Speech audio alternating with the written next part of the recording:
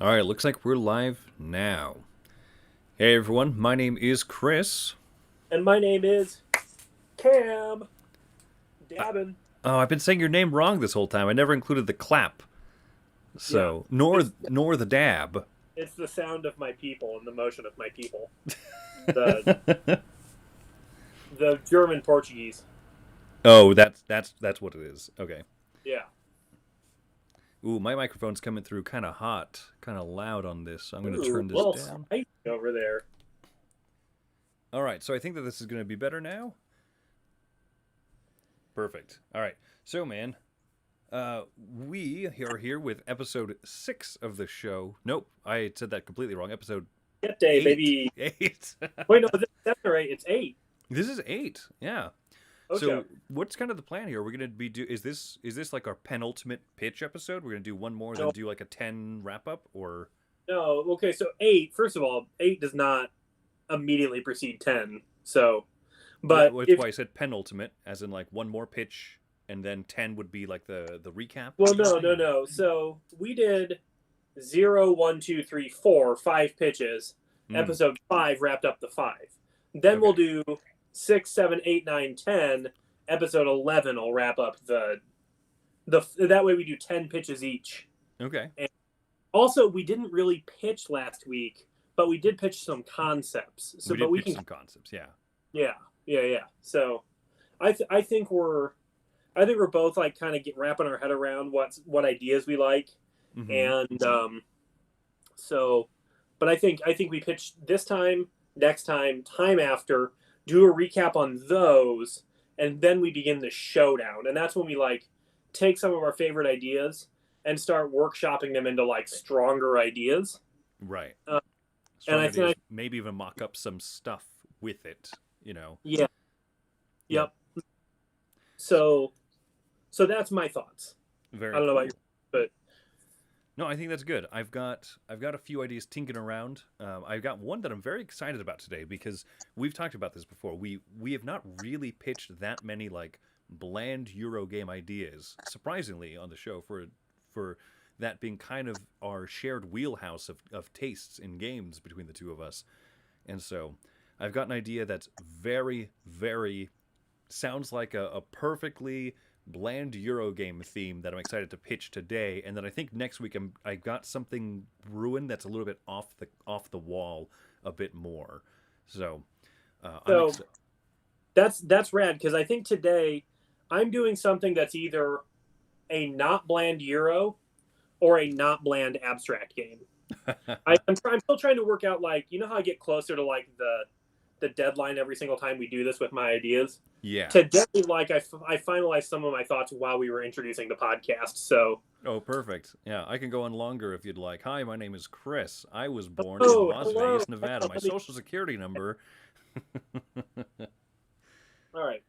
Well, that's awesome. I'm really excited to hear your pitch today, and I'm really not excited to do mine.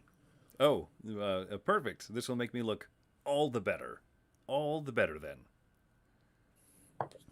But we'll get there. We'll get there. So yeah, let's see. Have I think you're finally settled down into like your home now, so you don't have this whole like packing up every possession that you own and moving them to another place and then unpacking every possession you own. And your game room is set up and it looks great and Yeah. everything. So have you had much Well, time to tinker around with like prior thoughts and stuff? there's still too much nakedness right there, but if you look like right here, if we do just this, it's like, hey, this guy owns some games. But like, I have a pretty decent collection, Chris. But I was over at Rob's house last night, and I realized just how many more games he has than me, and I have a lot of games. Dude, when yeah, I'm when we like, do our live streams and we see like Rob's game room in the background, he's got like an entire wall on his left side, like entire wall lined, and then like yeah. half of the right wall. So I was thinking that like his big thing was like a 5x4, and then he had a 4x4 as well of games. And then like our closets are about the same size with about the same amount of stuff, but like he's dealing with, he's got I think it's a 6x4, and then a 5x5 of games Okay, in these are that. the Calyx Cube shelves you're talking about. Yes. So Yeah. And like what I have right here is a 4x4, and then I have another shelf there that is probably a 3x4, and then I have a 3x2 over here, and like I thought that seemed like too much. sure. Well, this So sounds like a great segue into a thing that make us go, hmm. hmm, So so your board game collection size, is there a reason that you have it at the size that you do? Do you want it to be bigger? Do you want it to be smaller? Do you look at Rob's and feel inferior as a human being? Or do you feel like, oh my gosh, I couldn't handle much more than this? no, so I'm at the point now where I think I could be really happy with a collection. I think that was 75% of this size. If I were to cull, like as I look at my shelves here, like everything I have back here, I think solidly has a place in my heart, right? Mm-hmm. And then if I look at my 3x2, I would say about half of it is stuff that I'm keeping around because it's like small boxes that I like. Okay. But basically everything in this closet could like go and I'd never notice. And then like this shelf over here is about 50% stuff that I'm like, I like this game, but I don't love this game. It's Mm, about 35%. I don't really think I like this game that much. And then it's about 15%. Did I say 30% or 35%? who knows at this point? It's about 15% stuff that like the jury's out where I haven't played. Okay. And so I think like if I got rid of 50% of this shelf over here and just filled it with stuff I really like, that'd be pretty good. And then if I got rid of 100% of the stuff in there and then like recouped 50% of that with stuff I like, Mm-hmm. and then like I think that would be an ideal game collection for me. Okay. And then at that point I could be like a one in, one out sort of guy. Um I don't know how the next few years are going to go, but like I don't see myself like getting tired of most of what's on here, but it could happen, Sure. you know. So I don't know. How about you? So our collection, we have these two cabinets. You can see these actually cabinets behind me. Which way do we have to go? I have to go this way. So these Yeah. cabinets behind me, uh, these happen to be two stacked on top of each other. We have two side by side out in our living room, and that's our game collection. Plus any of the large boxes that we have over here, so like Imperial Assault, Gloomhaven, Right. stuff that would not fit on a normal strength, normal size shelf. So that's like our little wiggle room, but we try and keep our collection to exactly two of these things here, which fits a decent amount of games, and so our collection is usually hovering around 70 to 80 games, some of which are small. We just bought a quiver, like one of those little, hard shell, um, large, strap carrying around Yeah. card game case type things, and we stuffed like 9 or 10 games into that thing. So instead of a bunch of small game boxes that take up a lot of air, they're packed pretty neatly in there. And we bought that like a month ago, and I thought to myself, I really have wanted one of these, and I feel really dumb that I'm buying this awesome travel case as we are completely locked down in Vegas and not going anywhere. Um, Well, you know, life will change again one yeah, of these days.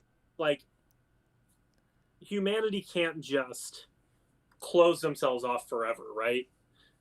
We either have to like figure out how to beat it, figure out how to live with it, or like have a bunch of people die. But like we can't just keep sitting in our houses. right. Um, Yeah. So we're of the cautious side of things. So we're not going to use our quiver for travel anytime soon. But it's also nice just clearing up space in that shelf so we can fit a few more but boxes in once there. like 2 or 3 years, you'll probably be able to use it when we can see each other. Yeah, yeah, exactly. So I mean, I like it though. So that's one of the things we do is we keep our collection to a cabinet-sized thing. So sometimes we shove expansions in boxes. Sometimes we shove like we have Istanbul and we have Istanbul the dice game, and those are in the same box because they can. so we're gonna, you know. Yeah. No, that's awesome. Is Istanbul good? I've always wanted to play it, but I don't think I have. You never played Istanbul? Ooh. I don't think so. Maybe was it called Constantinople in its first printing? Oh, yeah, that could be it, Campbell. It could be. We have that song stuck in our head constantly when we play it. Like Constantinople. Constantinople stuck in our head. I Rudiger. love it's Rudiger Dorn, indeed. Yeah. I love that game. It's one of my favorites. Like probably a top 25 game for me. Oh, this looks very much like a game Cam would like. I would think so. I would think so. So for me, the ideal collection size is one that's not so big that I look at and I almost get stressed looking at it and think, "Oh my gosh, when am I going to play that thing again? When am I going to play that thing again?" And so we sell regularly game. We're kind of that one in, one out type people. Right. And I feel like that keeps us at a good like mental load on games. We don't feel that like, why are we holding on to this game if we don't love it? It's gone. If we're not playing it regularly, if it's cool but not even like fantastic, and especially if it's not fantastic for two players, the two of us, Wendy and I, it's gone. It's probably just going to be sold. Yeah, I think the one game, the game that we held on to longest that didn't play two people was Adrenaline, the CGE game, but that's just because it's such a joy to play. So, You know, I actually, if you look up here, I don't know how well you can see, but Adrenaline's right there. mm-hmm. As it should be. But I don't love it. Like it's okay. For whatever reason, you know what? Maybe it's just I'm not good at combat games, I think. Maybe that's the thing. Okay. But I've never not liked a game just because I wasn't good at it. In fact, if I like a game and I'm not good at it, I get more excited about playing it than I do if I'm good at something because I want to get better. So I don't think that's the thing. But I'm the same way with like area control games. I don't always love how many. I don't know. Like other people are making decisions that like constantly affect me. Okay. And maybe like I don't love that, but I don't know. Maybe I'm just like the driest, boring Euros guy because like in a worker placement game, I'm like I've already thought about the fact that I might not get to go there, you know, and that's the only thing that it does against me. You know what I mean? Sure. I don't know, but I'll have to play Adrenaline some more and really chew on what it is that because I feel like I was really jazzed on it the first couple times I played. Mm-hmm. But like recently, the other thing could be like I just feel like it takes too long for how fast it's supposed to be. That's I think a fair criticism for it. Yeah.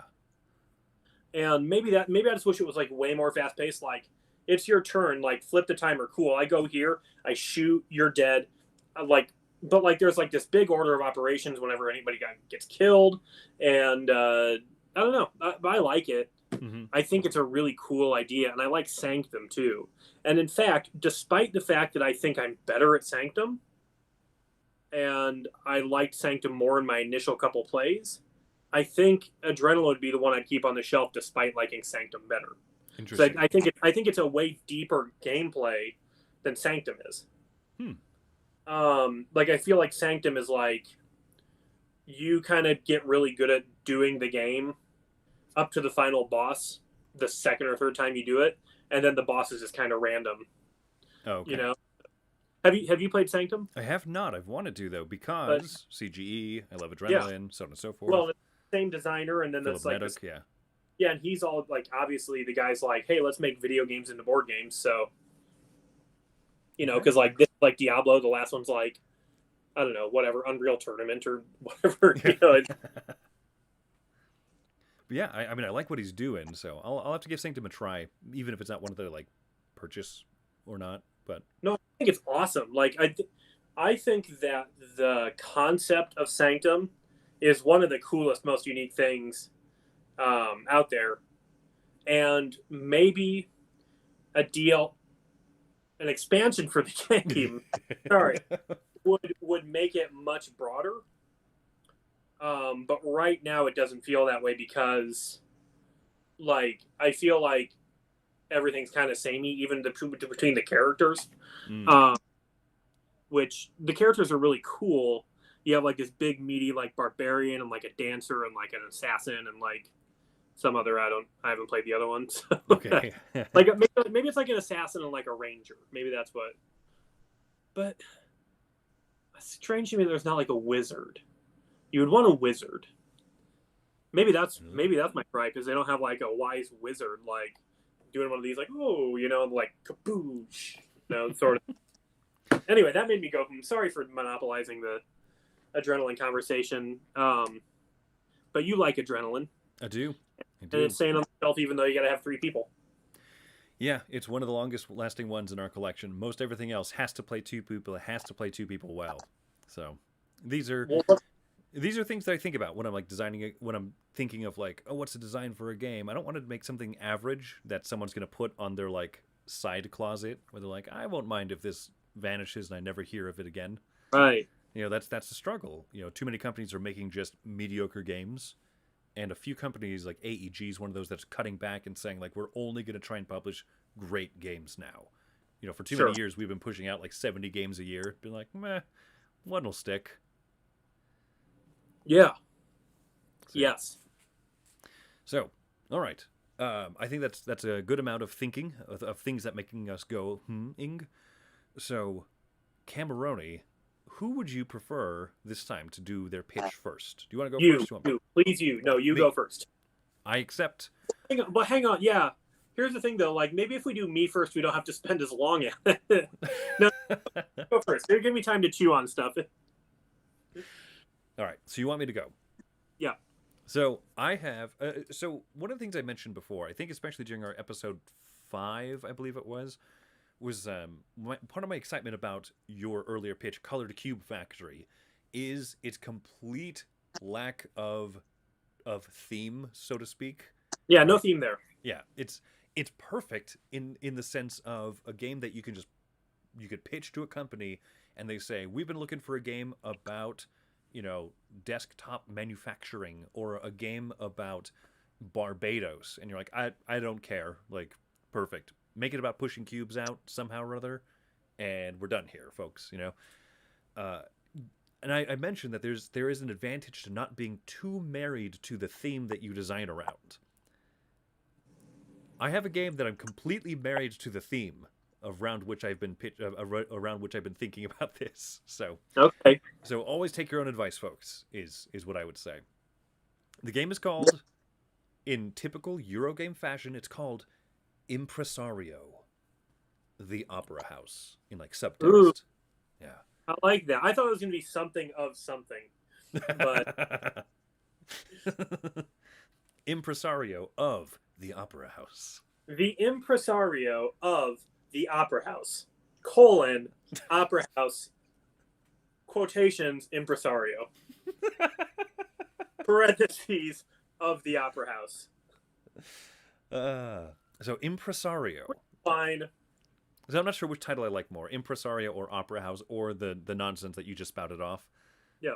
But that's the theme of it, would be opera, right? Because I've been thinking about what themes do I know, right? I've been stretching for certain different things, like I pitched like a seaweed manufacturing game because it's something I don't know a lot about. And but you know a lot about opera? I studied classical music for a little bit when I started my time in college. So I didn't get a full music degree or anything, but I am more. I'm very much into classical music.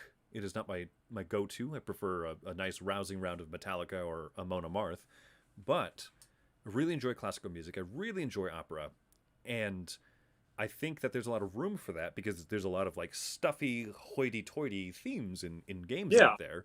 So it's one that's not so out of the ordinary. But one of the great things is that opera still exists and is still performed today. So this could, you could envision this as like a 1700s or 1800s, like, I wear powdered wigs and I have a ruffled cuff, kind of a game. Or it could be a modern game about trying to keep alive the art of opera because not everybody's going to the opera house on the weekends, Right.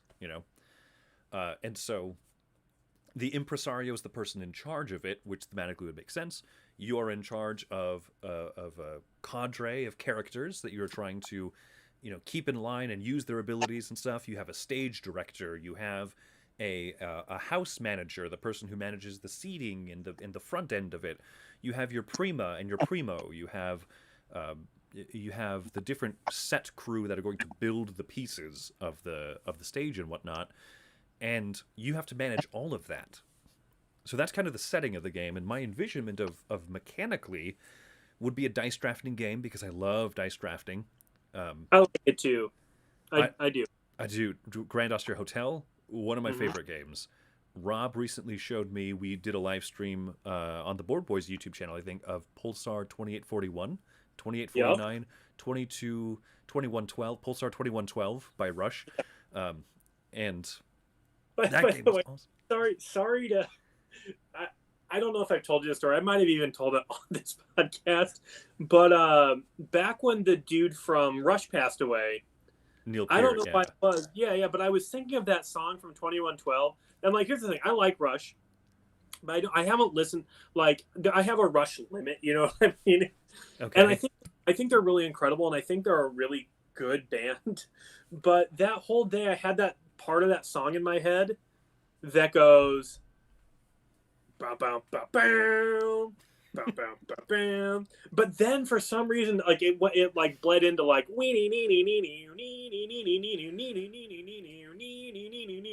and then as soon as that part ended up in my head and like ended off in my head, it just went, I am a modern man, which like Styx is so terrible and Rush is so good, but like in my head it syncs up perfectly, and they're both telling a story, and Rush's is okay, it's on the nose, it's not really that good, and neither is Styx's. So but the music is very good. Yes.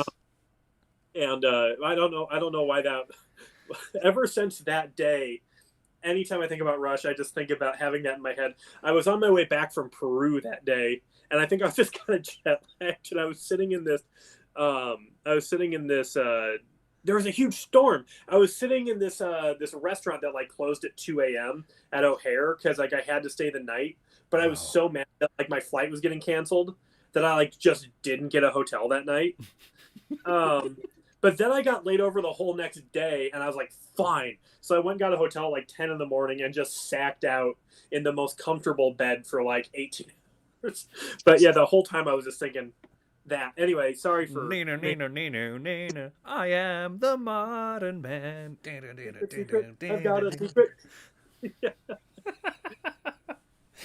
Oh, there's so Styx. There's good Styx songs, and then Right, there's but Mr. like, Roboto. here's the thing: like, the problem with Mr. Roboto is it Styx is like a. They were like the most watered down like prog rock. They were basically like just 70s rock. They're basically just like Journey or whoever, not Journey. Like Like they were more. Foreigner and Yeah. But like, I actually saw Journey and Foreigner, or sorry, a Foreigner and Styx together live once, which was an yeah, awesome show, by the way. that's what I'm saying. It's very Foreigner. But like, I think that like concept was like, we're gonna be like the prog rock like concept album boys, and it just like they just didn't have that capability. I'm not going to say that they were not talented enough to do it. I'm not a Styx fan personally, like a whole lot. I'm not saying bad stuff about Styx, Sure. but I would say that their capability was much more geared towards like Sweetheart Jam. You know what Check it and see. Yeah. Got a fever of And then Hot Blooded 103. Burner. That's not Styx. That's not Styx, no, but I'm saying that's Foreigner, yeah. So like, Yeah. that's more what I think of, like with the Styx song Renegade, you know. Oh, mama, I've been turned from the law and it's I mean, that's such a banger. That's such a good one. But like the thing is, that song is like the lightest, like most level one prog rock song out there, Mm-hmm. and like they were on like some Rush or some Yes tip when they did that, but like they didn't have the punch through to get to like level 5, which like if you're going to take yourself seriously enough to do like a super dopey rock opera, like you have to have some serious chops behind it, because like Otherwise, you dude, get Mr. Roboto. Yeah. yeah, because like I mean 2112 is not a good story, but it's an awesome album, Mm-hmm. so nobody like cares, and like they think it's cool, and like it's D&D dudes that like thought it was cool. But D&D dudes didn't think Mr. Roboto was cool, probably, and there you go. There you go. So my game is not a rock opera game. It is classical opera. Your Beethovens and your Mozarts and yeah. But in the game, can the Phantom of the Opera take off his Mr. Roboto mask and actually be Kilroy? I think I was at dice drafting. Is that where I was when this all went awry? Oh, because you were talking about Pulsar 2112. Yes. Yeah. So I love dice drafting. I love Grand Austria Hotel. I really enjoy the dice drafting in Coimbra. Like if you give me that mechanism, I'm going to really like sink my teeth into it. And I think inspired by Pulsars, I really enjoy how when you draft dice, it matters what position relatively they're in. Like the number Yeah. doesn't correspond to an action. So what I figured was in this game, in Impresario, the Opera House, Impresario of the Opera House of Oppenhaven, Yeah. Close parentheses, the Return of the Opera House 3. Can you imagine just like a box, like a game box that just like it just has the name, and then it's just like a little arrow, and it just like keeps going all. Rotate the box. That is what this game should have. Like it just says Impresario of the Opera House, and then like in little tiny letters, it's like Seaside panel for details. It just has. Yeah, that's what we have to do. Sorry for butting in. No, that's great. Okay, so here's my envisionment. Here's the two things that drive the game. Is a dice draft. So you have a pool of 3 different colored dice. There are 3 primary languages that classical opera was written in: German, Italian, and French. They somewhat had a different style to them, though it's arguable. German was usually more of the melodrama and everything, a little more heavy and serious to it. That's only true for certain periods of opera. Yada yada yada. We're gonna work in like stereotypes here. So you have German, French, and Italian opera, and those are represented by the 3 different colored dice. And so when you draft a die from the middle, you have to take into consideration the color of the die, because then you'll move up the language track corresponding to that die: black, white, or red. I love tracks in games. So this game's gonna have tracks on tracks. Tell me about those tracks. So you have the language tracks, and you want to be proficient at them in order to probably like be able to perform certain types of operas, or like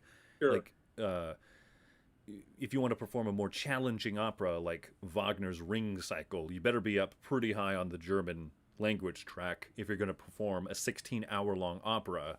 You know what I mean? Sure. And so there'll be different ones you can gain proficiency in based on the draft of the color of the die.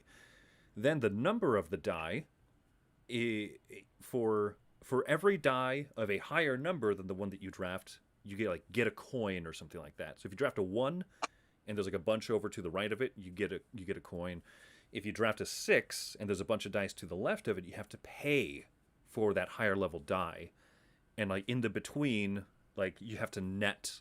So you draft like a 3, there's like a 1 and a 2, you would earn 2 coins for there being lower level dice, but there's 3 dice that are of higher number than it, so you have to pay 3, so you net paying 1. So something like that to balance the idea of taking low versus high dice. You might be incentivized to do either of them for different reasons.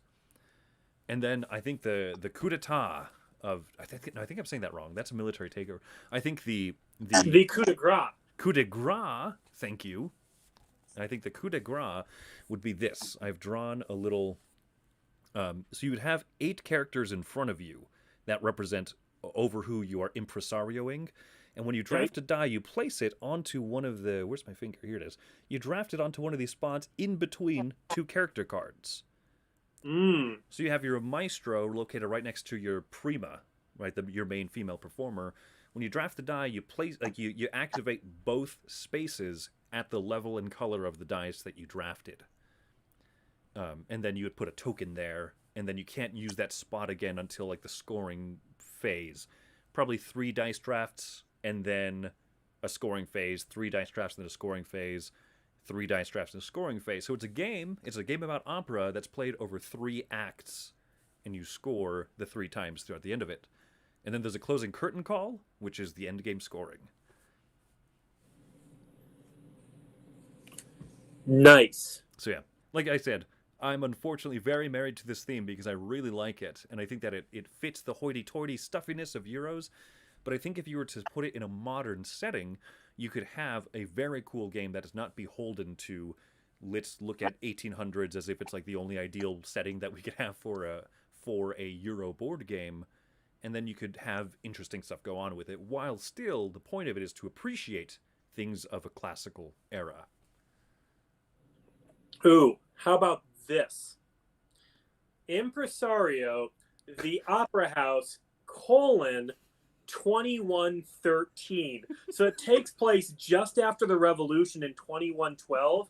So people are allowed to rock again, which I mean, I would just assume at the end of the rock opera, everybody like gets to rock again, right?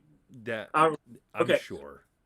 So everybody's like all jazzed and they want to go see like banging music, and like so a bunch of people are like, you know what, opera is pretty good, let's go ahead and turn all these operas into cyber operas.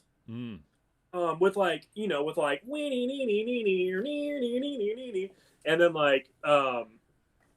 then like that's the theme. And then but like if you don't do good enough, then the totalitarian anti-music regime takes back over and destroys society and culture. There you go. It's like a semi-co-op game. If you're trying to make the best opera house, but if you don't make one good enough, then you have to suffer through the anti-rock regime. One person wins, but everybody can lose. You know what I mean? Exactly. Yeah. I'm just joking about that, of course. Of course.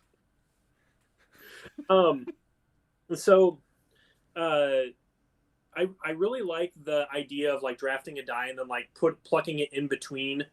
Like the two things. So those are the things that get to take whatever their actions are, right? Right. Okay. What does the number on the dice signify? Like how good they can do it? Yeah. So I think that each character, so that you have like a 4x2 array of those character cards, and every time you put a die there, you would probably get like a base level action. And if you put a high enough number die, maybe you get like a benefit or a stronger version of the action. You know, or if you put a, you know, so there's going to be like multiple tracks, because there's got to be tracks if you're going to have a dice drafting game like this. Got to have lots of tracks to move up. So some of them will move you up tracks. Some of them will let you upgrade those cards that you have there in your little grid, so you have a better version of the card in the future, so that a lower number can give you the benefit, or you can get a bigger benefit from placing a 6 on there or something like that. So what about this? And maybe this is too complicated, but like it might be more interesting since you have 8 actions, and like I could see actions getting way out of hand if they're like, you know, you just get to do this like a bunch of times. And also it just makes the drafting really obvious, like, oh, I take 6, I take 6, I take 5.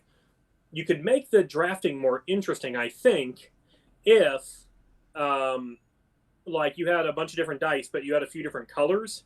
And then like of each of the areas you have, like you can only activate the Maestro with a red or a blue dice, and you can only activate the Prima with a 2, 3, or a 5. And so if you want to put a die there, it's got to be red or blue with a 2, 3, or 5 on it. However, if you get a 2 but it's green, you can activate like the dude below the Prima, you know, with a green 2, and then you can do both of those things. But if you really want to activate the Maestro, like you can place a blue die there even if it doesn't activate the Prima. Good point. And then you could just have basic actions. You wouldn't have to worry about like maxing those up and that just being kind of a luck thing. It would be more of like a thoughtful thing, like, oh, I I want to make sure these 4 people go off this round, but I'm only going to get 3 dice. So like, if I can snag the dice I want, then I can do like one more action even. But like, it'll always be set up so that even if you get a die you don't want, you get to do like one of the 2 things. Okay. Or because if there's different places, and you could activate the same thing multiple times, especially the stuff like in the middle could get activated a bunch of different times, Right. A bunch of different ways. But I think that would maybe be really neat. Okay, so you have limitation, not just higher number better, but Yeah, specific things needed. And so that encourages you to take an action that might not fire off both people, because you say, I really need the Maestro action this time.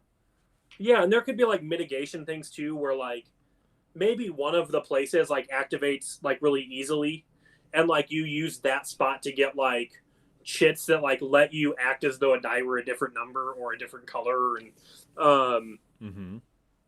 like if you have a die you really just don't want to use, you can throw it there instead of like that thing.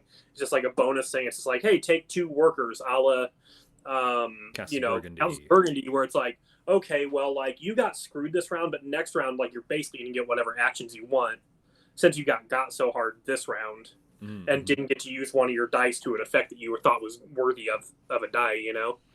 I think that's cool.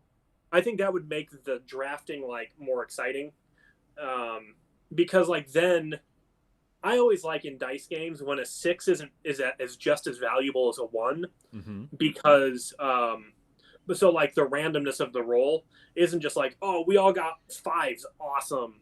It's like, oh, I actually really need that just as much as I need a 4. I might need a 1 more than I need a 6, and that way too, where if you had things that like change the number of a die, you can allow wrapping and stuff like that too. So right. Yeah, I'll think about it, because one of the things I liked originally of the pitch was like, if you draft a 1, you get additional coins for everything above it. So maybe people are encouraged to try and grab low dice early. Sure. Right. And so inherently, like a 6 would be a better value die than a 1, but that could still be represented by the characters. Like most characters will activate on a 4, 5, or 6 or something like that for like the early in the game, and you can upgrade them so then they become lower numbers later on. But maybe when you upgrade them, they become like 2, 3, 4. Yeah. So that it's I don't know.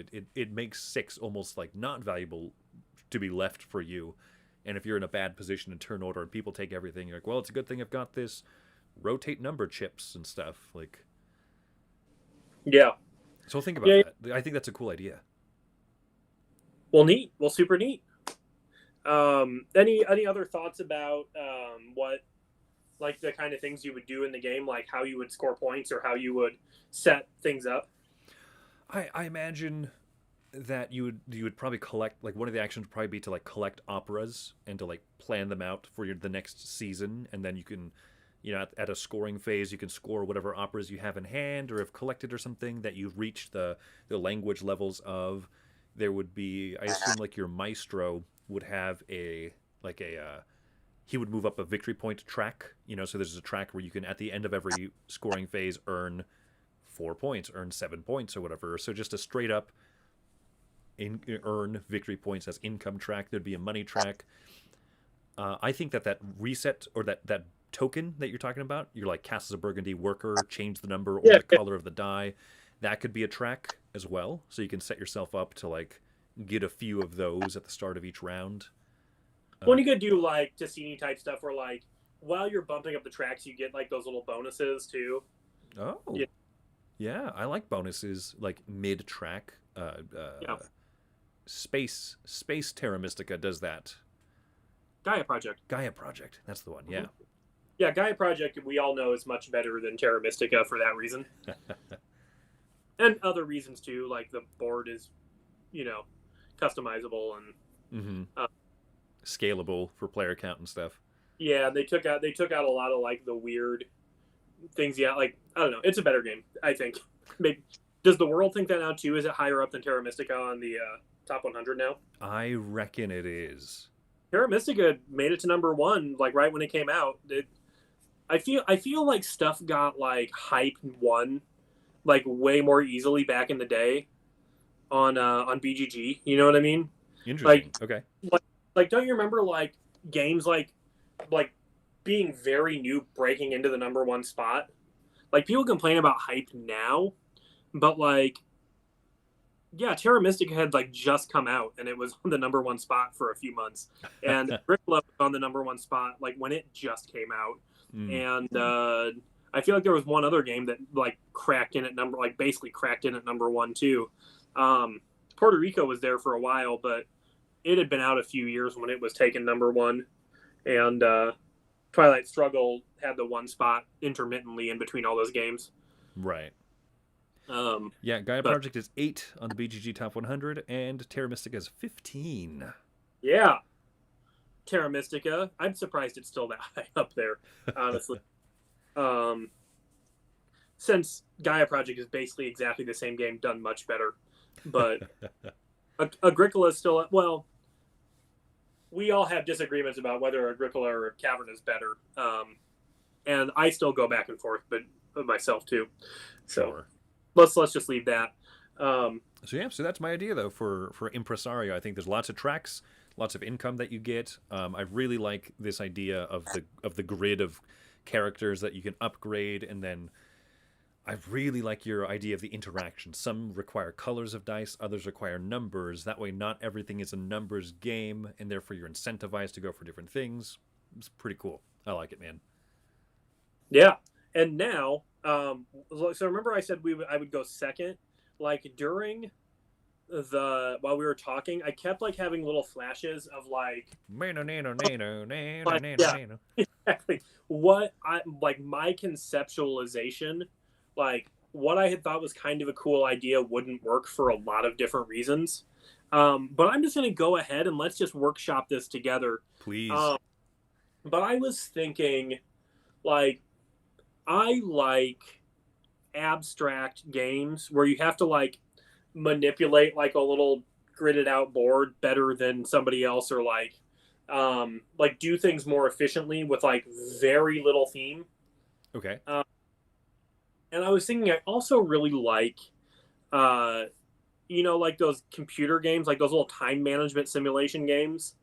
um like when they first started like showing up on like flash video game websites, I was all about like those little clicker games where like somebody comes up to your counter and you have to make like a hamburger and Okay. like go fry the meat and like multitask like what you're doing and then like get stuff out. And as the internet got more and like flash development and like app development got more sophisticated, those games became like junkier and like more geared towards like really casual, like really samey sort of thing.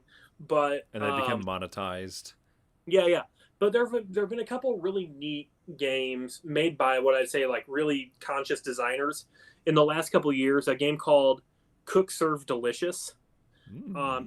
and a game called Cook Serve Delicious 2, same person, right? Where it's like a very hardcore version of one of those things where like you have to unlock dishes and like people come up to the counter and they're like, hey, make me a hamburger, and it's like then I have to like whack it out real quick and make hamburgers and stuff. And then there's Overcooked, which is the entirely opposite version of that, where it's a cooperative kitchen game where you're like running around this arcade kitchen with like all these different little concepts, like, oh, maybe this kitchen is like inside an active volcano and you have to like watch out for lava, or like there's one where like the kitchen is like in a semi truck with like the right side of it open, and there's another half of the kitchen in a semi truck with the left half of it open, and they'll like pass back and forth. So like Yes, I've played that one. It's so yeah, fun. yeah, You have to not fall into the road. You have to jump from yep, those sinks to the ovens on the other side as they pass. yeah, yeah. So I was like a really cool like little abstract game could be like a little like supply and demand like weight chain sort of like little restaurant game where every round like your customers that you haven't served have like gotten a little more impatient, Hmm. but your ability to like produce food and your ability to like seat people grows. So like it's like you're trying to like take on as much responsibility as you can, because the only way you get points is like every time you serve a customer you get points, right? Mm-hmm. But like you're actively like just building out your restaurant, because after people get food they have to eat for a round or whatever. And so like if people get their food and they don't have anywhere to sit, um like they get upset and you like lose points. And if you take too many, like if the line takes too long, like people get angry and they leave and you lose points. um so like the abstract portion of it is like you only have a certain amount of stuff you can do between serving and like building. So like you get to build like little queues and little like seating areas, that can like accommodate more people waiting. um, but like also to make more money you can make like more complex stuff. And the problem with what I'm talking about here is, how do you make the game not really cheesy? How do you make the game not really complicated? And so like it just gets down to like a basic, well then like anybody could make this game and then the art would just matter. So I have my concept, but I don't, for the first time, I think, have my mechanism at all. Hmm. Because I had a couple ideas, but they involved like a moving like ingredient board that you could snag from. And then I was like, no, like having to move a bunch of little pieces of food down like a line would be incredibly tedious. I thought about maybe having like a bunch of different little burger meeples, like where like you had to like collect like little buns and hamburgers and like lettuce, but that would be a super pain too, like building little hamburgers, like little tiny hamburgers. Yeah. So I'm really at a loss, and I think you could do something cool, but honestly, this is the worst idea I've come up with, because there's no mechanism there, Chris. I feel like I've been in this boat. What I think of is, um, what I think of that could be interesting for this maybe. So there's games like Kitchen Rush where this is on Yeah, all on sand timers and stuff. But if you want to avoid the real time aspect of it, and yeah. you could This just would be an abstract thing. Like the paint job is just like supply chain, right? sure. And it's just like it's very the transactionally it's very simple. Like served coin, left the restaurant, throw a coin back. So like maybe you gain a point for every person you serve, you lose 2 points essentially for every person you don't, because they don't pay you and you like lose a point. You know what I mean? Mm-hmm. But go ahead. Sorry, I interrupted. Okay, so this is interesting. My brain is ticking in an interesting way, my friend. The the customers are discs, and the longer they wait in the line, the more the discs have to stack up. And if you, if a customer hits like 3 tall or 4 tall or something, they've waited too long and they just leave, and you lose your discs. Like those discs are like removed from your supply. You have a lot of discs to work with, but if ever, like in Pandemic, you run out of discs, then you're done, right? So the longer your queue is, maybe that like if you have more and more people lined up outside of your restaurant, you're not succeeding. So some actions that you can do would be to build up the number of tables in your restaurant, would be to increase the number of discs you have capacity for, and or the other actions you could do would be just simplifying this cubes. You just have cubes that represent the different types of ingredients, and so so you have an allotment of actions per round, right? So there's a phase where everyone says, okay, add 3 customers to your queue. 3 customers go to the back of the line, and then you have 4 actions at the start of the game to make food for those people or whatever, right? And you have 1 improvement action or 2 improvement actions, something like that. So like build more tables or get more disc capacity before you run out and lose the game. Chris, I don't think it's an abstract game. I think it's a push your luck game. A push your luck game. Okay. So hear me out here. Okay, so you have a like a little. You start. It's a push your luck deck builder. Okay. Okay. Um, So I like everything you're going with, and keep those thoughts burning. But I just thought of how you feed and how you keep the line moving. Okay, Perfect. so when you're building out your restaurant, you build like prep stations in the back of your restaurant, and each of them can hold one cube of food, right? And there's maybe Perfect. like 3 or 4 different colors. And what you do is every time you start the feeding phase, you get to draw from a bag of random cubes, and you place one cube on each prep station, right? Okay. So maybe start with like 3 prep stations, and you can expand out to like 10 prep stations. Okay. And your deck of customers start out really simple. Like you flip a guy up, and he wants one orange cube. Exactly. Yeah. And but here's what you do. So every time you feed a person, you get 2 rewards. You get money, which is points, or you get like cube refills. So like basically you like it kind of keeps like your time going. So like I serve you one orange cube, and I get 1 point, and I get to draw one cube Mm. out of the bag. Okay, so then you like flip the next card, and that guy wants an orange cube and a white cube, and he's worth 2 coins. And every time you complete a customer, you like get to draw another cube or two, depending on like how much stuff they got. Okay. But the way your turn ends is when you can't serve the next customer. But the rule is any 2 cubes can equal 1 cube of a different color. The problem is your prep stations get emptier and emptier as you go on, and I think there would be like a push your luck mechanism in there, like so it'd be more quacks, less taverns. Like you don't just end you like you can go for like you can maybe there's like a way at the end you could like keep like trying to be lucky, but like if you fail while you're pushing your luck, I don't know. Maybe it is like taverns at Tiefenthal, where just like your kitchen phase ends when you're out of food, Mm-hmm. and then like everybody you didn't serve like goes up to the front, and like basically everybody who's not within like a certain distance from the counter at the end of the round leaves, and you lose points. And you can choose how many people come into your restaurant. Um, Okay. Yeah. and maybe we just leave the seating thing out of it, but like then the actions you're talking about you can utilize to like fix things up or hook, like set up like a longer queue or I don't know. But like there's an idea. Okay. I like. I mean, yeah. You get rid of the seating part of it, and you could functionally be a food truck or a restaurant or whatever, right? Not worry about that. I mean, it could be a food trucks game, like, while everybody like you have your board is like a little like food court, and then everybody's little instead of having player boards, or maybe you do have player boards. You probably do have player boards, and then like because like the middle is like where you bring your customers from, and like, but like yeah, you can buy like higher quality customers and like to go into your deck, and you can have actions that like kick out your crappy customers.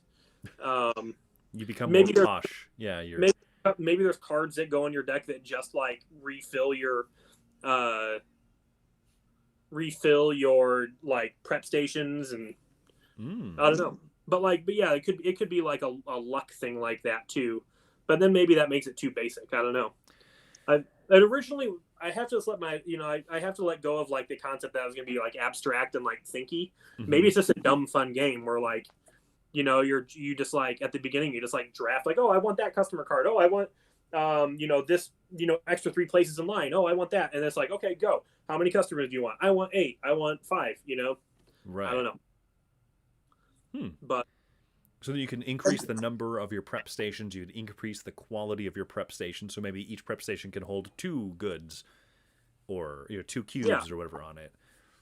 and maybe you have like little like bonus cards you can draft or get to that's like, hey, instead of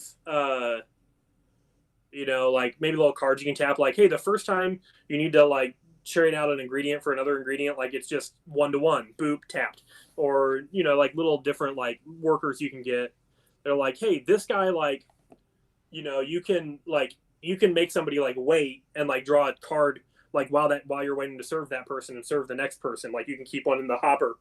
Yeah, Hmm. but maybe the whole idea is uh you're trying to run a ton of people through so you can like queue up as many cards as you want.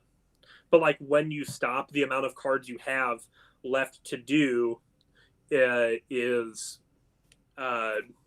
like negative points multiplied. So like you lose 1 point if you have 1 card, 3 points if you have 2, or 6 points if you have 3 cards left. And I don't know. The game I think got really dopey fun, but I think it could be dopey fun. I wonder if that would be more fun than like you have an action point allowance, you have 5 actions you can take to increase the strength of your restaurant and increase the amount of cubes that you have, yada yada. And it goes away from that math problem into a bit of a push your luck problem. It obscures the math, which I'm always okay with in games. If especially if they're going to be like a little bit lighter, a little bit more fun. Yeah, and maybe like maybe as you get like more abilities too, like hey, you're a burger restaurant, so search. Maybe there's asymmetrical like restaurants too. It's like you want to get guys that want like the brown burger cubes. Yeah. Because at the beginning of the round, you can look into the bag and pick out 3 burgers and start with them on your prep station, and like just a bunch of dopey little things like that. I don't know. Could be cool. Could be silly, but it could get asymmetrical enough where like maybe everybody has like different customer decks and like the cubes represent different things. So like you're a burger truck and brown represents burgers on your cards, but like brown represents burritos on the burrito truck card, and brown represents something else on the whatever what other food trucks there are. It represents grilled cheese sandwiches on your grilled cheese truck. That would be yellow though. So at one of my previous jobs, the director of my department, he and I were sitting down at lunch one day across the table from each other. And he said, I was an accountant. I worked on site at a lot of different companies. So we were in one particular company's like dining room. And he looks at me, he says, Chris, it's interesting. It was right here when, 2 years ago, this guy named Brian told me that he was going to quit accounting and he was going to pursue his dream. And I said, oh, that sounds nice. Yeah, that's cool. He said, yeah. So what was his dream? He was going to quit and start up a food truck that sold pretzels in the shape of mustaches.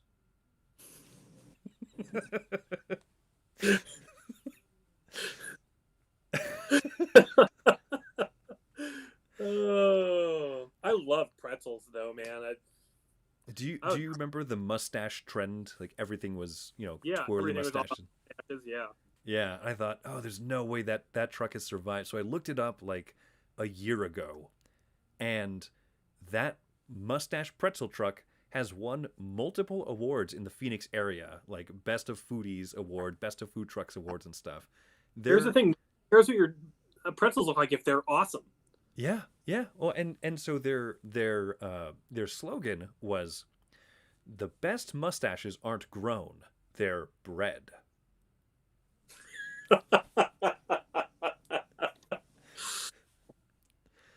So if we develop this game, I very well may make one of the food trucks mustache-shaped pretzels.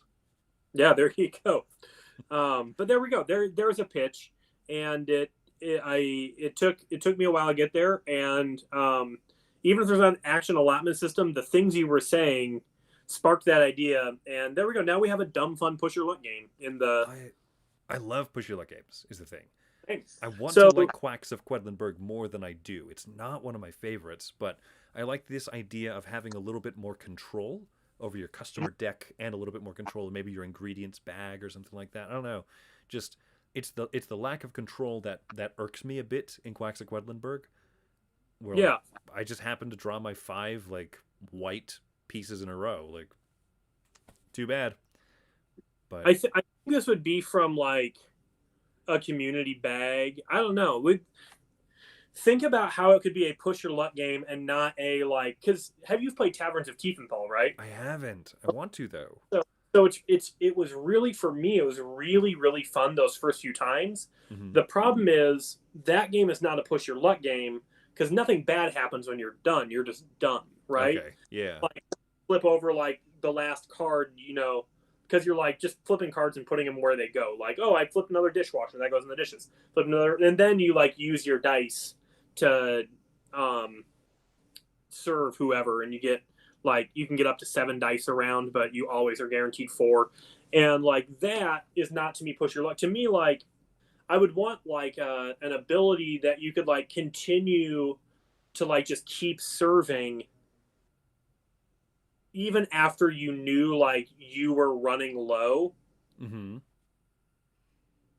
But like there being a like penalty for like going low like once you so maybe you'd like maybe you lose like you don't lose point, I don't know, maybe you lose like a point each for each customer you can't serve in your deck, but like you just lose 1 point for each person like past the line that like you're allowed to not serve.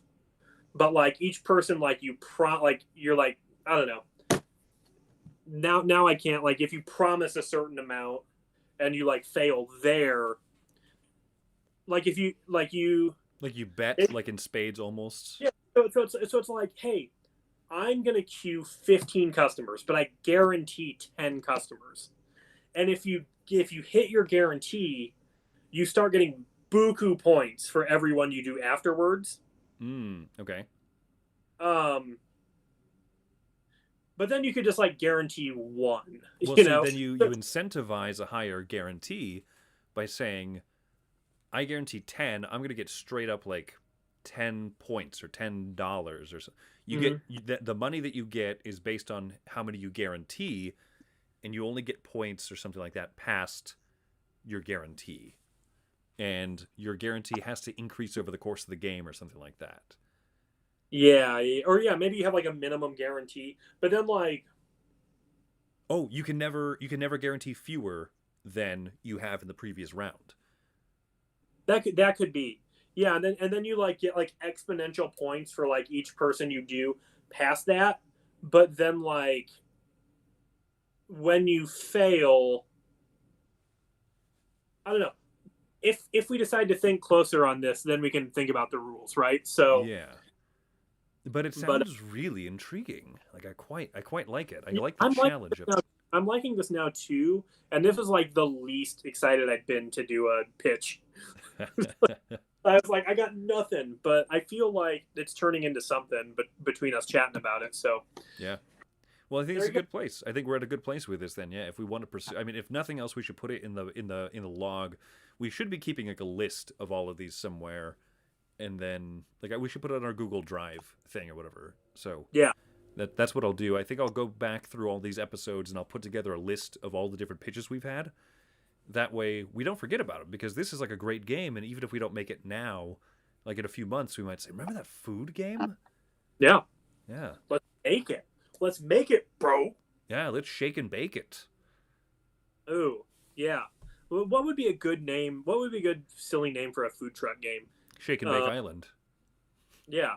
What about, and hear me out, food truck island, the Opera House. Food Truck Island Opera House 4. Impresario.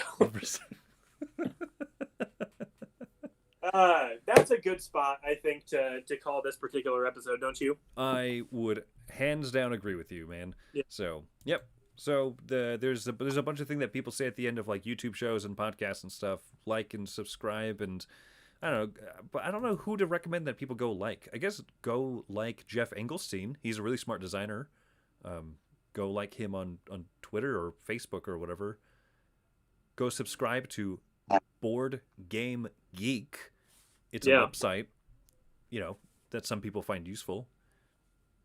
Do you have any things you recommend people go like and subscribe to? I just think that you should go watch some videos on YouTube and like them. Smash that subscribe button. Ring the bell for notifications. And make sure to leave a comment if you want to, chat or join the Discord. Or you know what? If you have any ideas for the next video, like we're doing another one about crazy board game stories, just send your story to CNC Board Game Factory at cncboardgamefactory.com. That's not even real, right? No. I think we're ccbgf@gmail.com or something. I don't remember what our email address is. BGF. Let me take a look. I can tell you.